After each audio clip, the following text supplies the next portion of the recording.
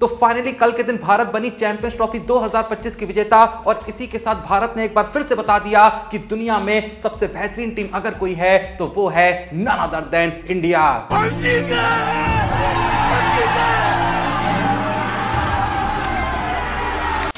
कल के दिन भारत ने जैसे ही चैंपियंस ट्रॉफी जीती तो इसी के साथ भारत ने अपनी छठी आईसीसी ट्रॉफी भी जीती, क्योंकि सबसे पहले जहां भारत ने आईसीसी ट्रॉफी 25 जून 1983 में जीती थी, जब कपिल देव की कप्तानी में भारत ने 1983 का ओडीआई वर्ल्ड कप जीता था। फिर दूसरी आईसीसी ट्रॉफी आई थी 24 सितंबर 2007 को, जब एमएस धोनी कैप्टनसी में भारत ने 2007 का टी20 वर्ल्ड कप जीता था। उसके बाद तीसरी आईसीसी ट्रॉफी आई थी 2 अप्रैल 2011 को, जब धोनी की ही कप्तानी में भारत ने ओडीआई वर्ल्ड कप जीता था। उसके बाद चौथी आईसीसी ट्रॉफी आई थी 23 जून 2013 को, जब धोनी की ही कैप्टनसी में भारत ने चैंपियंस ट्रॉफी 2013 जीती थी। उसके बाद पांचवी आईसीसी ट्रॉफी आई थी रोहित शर्मा की कप्तानी में, जब भारत ने 29 जून 2024 को टी20 वर्ल्ड कप जीता था। और अब कल के दिन भारत ने जीती अपनी छठी आईसीसी ट्रॉफी, जब 9 मार्च 2025 को भारत जीता चैंपियंस ट्रॉफी 2025। मैंने तो देखो भाई मैच शुरू होने से पहले ऐलान कर दिया था कि भारत जो है न्यूजीलैंड को इस फाइनल में बहुत ही आसानी से हरा देगी। हम मैच के दौरान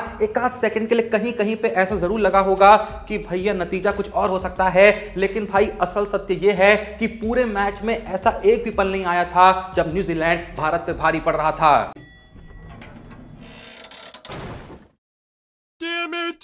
भारत ने टारगेट को चेस करना शुरू किया था 6:45 पे, और जिस तरीके से रोहित शर्मा ने इंडियन टीम को शुरुआत दी थी ना, मात्र 7:15 बजे मुझको समझ में आ गया था कि इस मैच को भारत के सिवा कोई और टीम जीत ही नहीं सकती। थोड़ा बहुत जो मन में शक रह भी गया था वो भी भाई तब दूर हो गया जब रोहित शर्मा 76 के स्कोर पे आउट हो गए, क्योंकि भाई जैसे ही रोहित शर्मा ने 76 मारे ना, मेरे को समझ में आ गया कि अब तो ये फाइनल भारत ही जीतेगी। क्योंकि टी20 वर्ल्ड कप 2024 में जब विराट कोहली ने 76 मारे थे, वहां इंडिया टी20 वर्ल्ड कप जीत गई थी, और अब जब रोहित शर्मा ने 76 मारे हैं तो भाई भारत जो है चैंपियंस ट्रॉफी जीत गई यार। Thanks, love you. बाकी भाई कल की जीत के साथ रोहित शर्मा और विराट कोहली भारतीय क्रिकेट के इतिहास के दोनों ही ऐसे इकलौते प्लेयर बन चुके हैं जो भाई एक नहीं, दो नहीं, तीन नहीं, बल्कि 4 आईसीसी ट्रॉफी की जीत का हिस्सा रहे हैं। जहां रोहित शर्मा के नाम अब 2007 का टी20 वर्ल्ड कप, 2013 की चैंपियंस ट्रॉफी, 2024 का टी20 वर्ल्ड कप और 2025 की चैंपियंस ट्रॉफी है। वहीं विराट कोहली के नाम 2011 का ओडीआई वर्ल्ड कप, 2013 की चैंपियंस ट्रॉफी, 2024 का टी20 वर्ल्ड कप और 2025 की चैंपियंस ट्रॉफी है। मैं फिर से रिपीट कर रहा हूं कि both are only Indians with 4 ICC trophies. वैसे मैंने जहां अभी अभी कहा ना कि जैसे ही कल के दिन रोहित शर्मा 76 पे आउट हुए, तभी मेरे को समझ में आ गया कि भारत ही इस मैच को 100% जीतेगा। साथ में भाई जैसे ही विराट कोहली आउट हुए ना, तो मेरे को कोई बहुत बड़ा झटका नहीं लगा था। मेरे को पता था कि भाई विराट कोहली आज जल्दी आउट होंगे, क्योंकि भाई मैं कब से कह के थक चुका हूं कि वर्षों बीत चुके हैं रोहित शर्मा और विराट कोहली को साथ में चले हुए। कल के दिन रोहित शर्मा फाड़ू खेल रहे थे, तो जैसे ही गिल आउट हुए भाई मैं घबरा गया। मेरे को लगा कि अब कोहली आएंगे, और कोहली रोहित शर्मा साथ में ज्यादा देर पिच पे टिकते नहीं हैं। ऐसे में रोहित शर्मा अच्छा खेल रहे हैं तो कोहली जाएंगे।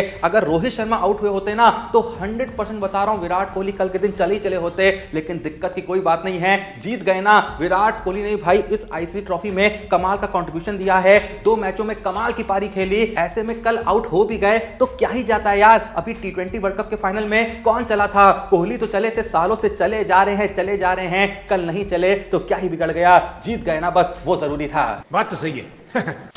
और भाई देखो एक सत्य ये भी है कि जब रोहित शर्मा चल रहे हो ना, तो कोई और चले या ना चले घंटा फर्क नहीं पड़ता है। क्योंकि रोहित शर्मा जब चलते हैं तो ऐसा चलते हैं कि भाई हर बंदा ये कहने पे मजबूर हो जाता है कि जिस तरीके से इंडिया ट्रेविस हेड से डरती है ना कि ये बंदा चल गया तो भाई अकेले मैच खत्म कर देगा, इसी तरीके से हर टीम जो है वो पता है किससे डरती है। कोहली वगैरह से तो डरती है, लेकिन खौफ उनको होता है रोहित शर्मा का। क्योंकि भाई रोहित शर्मा जब चलता है तो भाई मैच के खत्म होने का इंतजार नहीं करना पड़ता है। जितनी देर रोहित शर्मा पिच पे खड़े होते हैं, उतनी ही देर में डिसाइड हो जाता है कि मैच तो इंडिया का हो चुका है। पर भाई देखो यहाँ पे मैं रोहित शर्मा और सिर्फ विराट कोहली के बारे में बात करके कोई चूक नहीं करना चाहूंगा, क्योंकि अगर आप कल का मैच भी उठा के देखें या फिर इस पूरी चैंपियंस ट्रॉफी को उठा के देख लें, भाई इंडिया के लगभग हर प्लेयर ने हर पॉसिबल तरीके से अपना कॉन्ट्रीब्यूशन दिया है। इवन अगर कल के दिन आप इंडिया की बैटिंग देखें तो सिर्फ विराट कोहली को अगर छोड़ देना, तो भाई हर प्लेयर के जो रन हैं वो काफी काम आए हैं। रोहित शर्मा ने तो 76 रन मारे ही मारे, साथ में शुभमन गिल ने भी 31 रनों का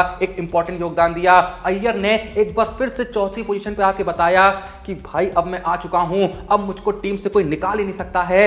एक बार गलती कर दी थी बीसीसीआई ने मेरा सेंट्रल कॉन्ट्रैक्ट रद्द करके, लेकिन भाई अब मैं ऐसा आया हूं कि अब मैं जाने वाला नहीं हूं। अय्यर के बाद अक्षर पटेल एक बार फिर से मिडिल ऑर्डर में आके पारी को संभाल रहे थे और भाई सच में ये जो एक्सपेरिमेंट रहा ना अक्षर पटेल को ऊपर भेजने वाला, ये लगभग हर मैच में सफल हुआ है। हाँ ठीक है, अक्षर पटेल ने हर मैच में अर्धशतक नहीं मारा होगा, लेकिन हर मैच में आके बंदा टिकाई कभी भी जल्दी नहीं आउट हुआ है, हमेशा आके पारी को रोक ही देता है, एक अच्छी पार्टनरशिप करके जाता ही जाता है। सेम काम अक्षर पटेल ने कल के दिन भी किया, 29 रनों का योगदान दिया।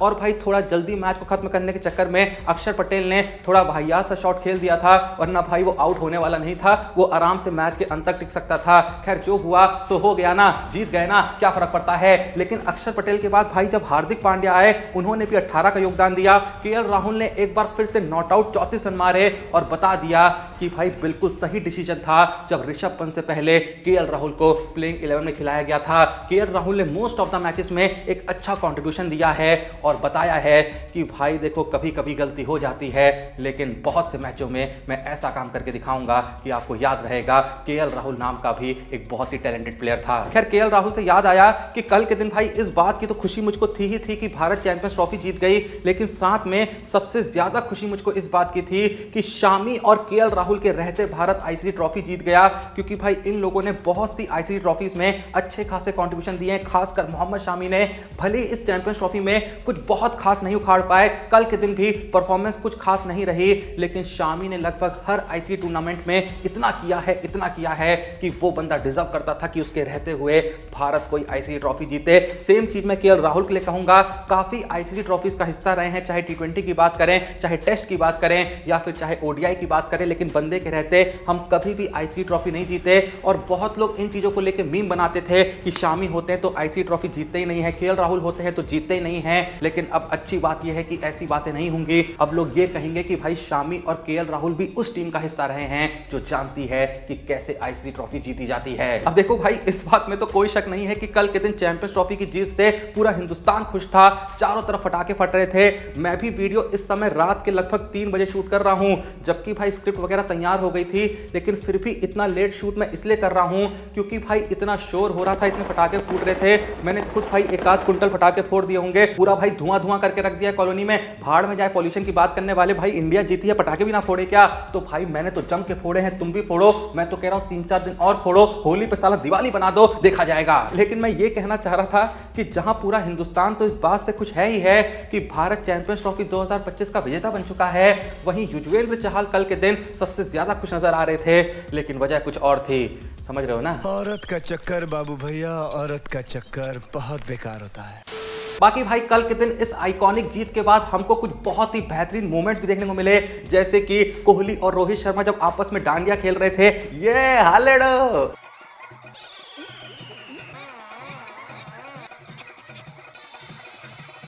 और उसके बाद अगर हम बात करें हार्दिक पांड्या के उस आइकॉनिक पोज की, तुमको पता है हार्दिक पांड्या ऐसा पोज क्यों देते हैं? वो ऐसा पोज इसलिए दे रहे होते हैं, वो ये कह रहे होते हैं लो भाई जिता दी एक और आईसीसी ट्रॉफी। रहा नहीं जाता, तड़प ही ऐसी है ना।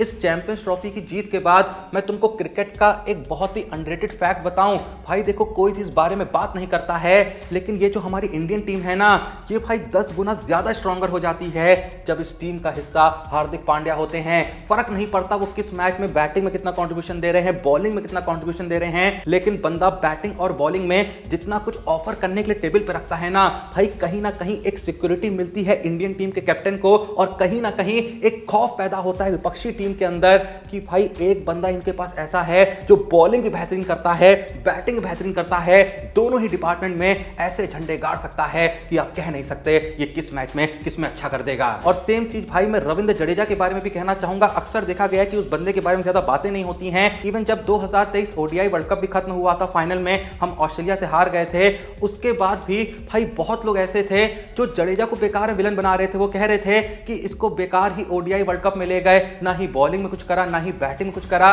भाई असल में उनको पता ही नहीं है कि जडेजा हर मैच में कितना इंपॉर्टेंट कंट्रीब्यूशन तब भी देके जा रहे थे, इवन इस चैंपियंस ट्रॉफी में दिया है। भाई तुमको पता नहीं होगा, लेकिन जो ओडीआई वर्ल्ड कप था ना, वहां जडेजा इंडिया के सबसे सफल स्पिनर थे, और बुमराह के बाद जिस इंडियन बॉलर की सबसे बेहतरीन इकोनॉमी थी ना, वो कोई और नहीं जडेजा थे। भाई हर बार विकेट लेना इंपॉर्टेंट नहीं होता है, कई बार रन बचाना भी उतना ही इंपॉर्टेंट होता है, क्योंकि उसकी वजह से जो साथ के बॉलर्स होते हैं ना, उनको विकेट मिलते हैं। लेकिन इस बारे में कोई बात ही नहीं करता है। इवन अगर तुम इस चैंपियंस ट्रॉफी 2025 की बात कर लो, जडेजा भाई लगभग हर मैच में सबसे ज्यादा इकोनॉमिकल रहे हैं। हो सकता है कि मैचों के अंदर कुलदीप को शायद जडेजा से ज्यादा विकेट मिले हो, किसी में वरुण चक्रवर्ती को मिले हो, किसी में अक्षर पटेल को मिले हो, लेकिन भाई जडेजा का जो डिसिप्लिन है ना बॉलिंग को लेके, वो डिसिप्लिन तुमको कहीं और देखने को नहीं मिलता होगा। कब बंदा आके फटाक से अपना ओवर खत्म करके मात्र 2 या 3 रन उस ओवर में देके चला जाता है, पता ही नहीं चलता है। और भाई इस बार तो जडेजा ने मोस्ट ऑफ द मैचेस में विकेट भी लिए हैं, और मैं फिर से कह रहा हूं, कल के दिन भी अगर आप देखोगे ना, तो Jadeja one of the best bowler रहे थे इंडिया की साइड के, भले ही एक विकेट मिले, क्योंकि भाई बहुत सी चांसेस उनकी बॉलिंग के दौरान मिस हुई, चांसेस बहुत बन रही थी। अगर आपने पूरा मैच अच्छे से देखा है तो आपको भी इस बात का पता होगा कि भाई बैट्समैन जो थे ना न्यूजीलैंड के, वो जिस बॉलर की बॉलिंग से सबसे ज्यादा घबरा रहे थे, वो वरुण चक्रवर्ती नहीं थे, वो कुलदीप यादव नहीं थे, वो अक्षर पटेल नहीं थे। हाँ, उन्होंने भी अच्छी बॉलिंग कराई है, लेकिन भाई जब जडेजा बॉलिंग कर रहे थे, एक अलग ही खौफ नजर आ रहा था। उन्हें लग रहा था भाई कब बॉल घूम जाएगी, क्योंकि जडेजा एक भी खराब बॉल नहीं डाल रहे थे। पर इस बारे में दुख की बात है, कोई बात नहीं करेगा, इसलिए मैंने जडेजा के ऊपर इतनी बात करी है, क्योंकि बंदा डिजर्व करता है उसके कंट्रीब्यूशन की बात करी जाए, और उसने जो किया है आज तक इंडिया के लिए, उसका जिक्र भी बार बार किया जाए। बाकी भाई देखो, अंत में एक बार फिर से यही कहना चाहूंगा कि T20 वर्ल्ड कप की तरह या फिर ओडीआई वर्ल्ड कप 2023 की तरह यहां चैंपियंस ट्रॉफी 2025 में भी इंडिया के लगभग हर प्लेयर ने अपना सबसे बेस्ट कंट्रीब्यूशन जितना हो सकता था दिया है। कहीं पे चीजें ऊपर नीचे किसी के साथ रही होंगी, लेकिन हर बंदे ने अपनी पूरी कोशिश करी है। यहां पे थोड़ी तारीफ के हकदार देखो गौतम गंभीर भी हैं। हाँ, पिछले कुछ वक्त में उन्होंने जरूर इंडियन टीम के बहुत ही बुरे एल लगा रखे थे, लगभग सब कुछ हम हार रहे थे, लेकिन आते ही पहली आईसीसी टूर्नामेंट उन्होंने जिता दी है। तो भाई जब उस बुरे वक्त में उनको हमने सुनाया है, क्रिटिसाइज किया है, ट्रॉल किया है, तो ऐसे में थोड़ी तारीफ तो बनती है ना। खासकर भाई जिस तरीके से उन्होंने केएल राहुल पे बहुत ही ज्यादा भरोसा टिकाया। ऋषभ पंत की बातें लोग कर रहे थे, बहुत लोग कह रहे थे भाई केएल राहुल हक देगा, इसको मत खिलाओ, पंत को जगह दो। वो केएल राहुल के कंपैरिजन में कॉन्फिडेंस ज्यादा रहता है, लेकिन गौती भाई ने कहा मैं तो केएल राहुल को खिलाऊंगा।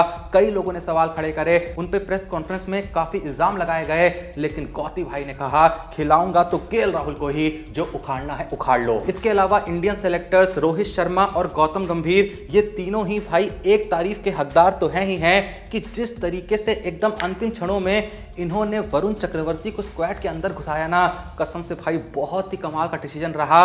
बहुत से भाई मैचों का नतीजा एकदम उल्टा हो सकता था अगर इस टीम का हिस्सा वरुण चक्रवर्ती नहीं होते। आप भी इस बात से एग्री कर रहे होंगे, कि आप करते हैं कमेंट सेक्शन में जरूर बताइएगा। बाकी देखो भाई, जाते जाते एकदम लास्ट में बिल्कुल रॉ फॉर्म में मैं यही कहना चाहूंगा कि कल के दिन एक बार फिर से जब हमने ट्रॉफी के साथ रोहित शर्मा को देखा, विराट कोहली को देखा, पूरी इंडियन टीम को नाचते हुए देखा, उछलते हुए देखा, रोहित और कोहली को भाई डांडिया खेलते हुए देखा, हार्दिक पांड्या को अपना आइकॉनिक पोज देते हुए देखा, इवन कल के दिन तो भाई केएल राहुल को भी नाचते हुए देखा।